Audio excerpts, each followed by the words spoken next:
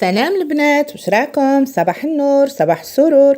راكم بخير؟ أنا في نعمة والحمد لله.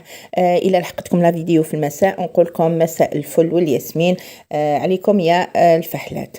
كما راكم تشوفوا من الصورة في الأول، هذه الشريبة الله الله.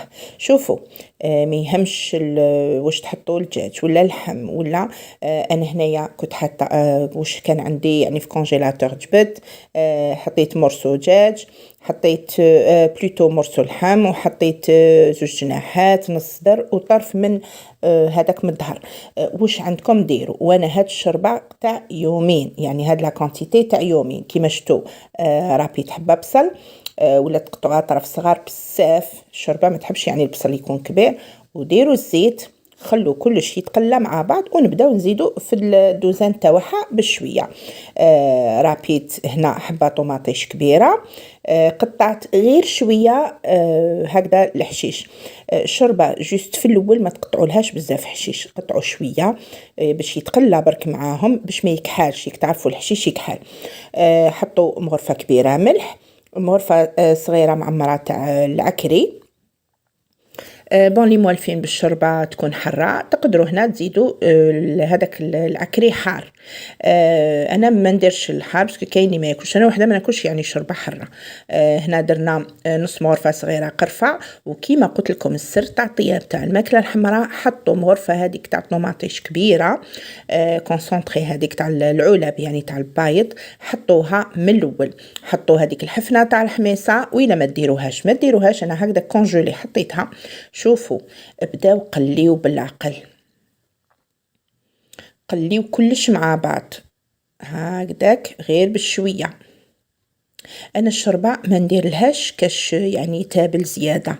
هاد الشوربه تجي بنينه يعني فوق الخيال ما شاء الله. جربوها وتشوفوا بهذه الطريقه كيفاش تجيكم الشريبه هذه. وهذه اكسبريس. واش ندير؟ كيما شفتوا بالحميصه بكلش نقلي كلش مع بعض، ومن بعد تشوفوا كيفاش نحط الفريك. هاوليك السر الثاني، نحط طريف فلفل حلو يتقلى معاهم. شوفوا ديجا كي تحطوه، ولا حبه حار اللي موالفين ياكلوا الحار ولا حطوه، تشوفوا كيفاش تبدا الريحه تاع الشوربه بهذاك الحلو. شغل حطيتوا لها حار من الاول، تبدا تريح. هنا في هذه المرحله وهي تقلات، واش ندير لها نص كاس ماء ولا حتى الكاس روحو، كيما هكذا كونتيتي كبيره نقدر ندير كاس. وتكونوا غسلتوا الفريك ديالكم، غسلتوه مليح، بدلتوا له الماء. انا نغسلو 3 خطرات الفريك ونبدل له الماء ديالو، الثالثه يكون صفا. واش ندير؟ نحط الفريك يتقلى كلكو سكوند بركه، يعني ثواني قليله، نحركو شويه معاهم، تمتم نمرق. انا هنا ما راهوش طايب واسمو هذاك الدجاج واللحم، راهم نص طياب باسكو لا رماركيتو. اللحم هذاك طرف صغير وغنمي يعني ما يبطاش يطيب. زيدوا الدجاج راهي ما يطيبش بزاف، والفريك شتو ياخد شويه طياب. صافي واش درت؟ كان راح الحال درت كلش مع بعض. كان تقلى الدجاج واللحم من قبل ان بون مومون، يعني طاب شويه نص طياب. رميت الفريك، رميت الماء، قليت الفريك شويه، رميت الماء، وشوفوا النتيجه ما شاء الله. خليتهم يطيبوا في غرضهم. ومن بعد هنا كي كانوا يطيبوا ديجا، عمرت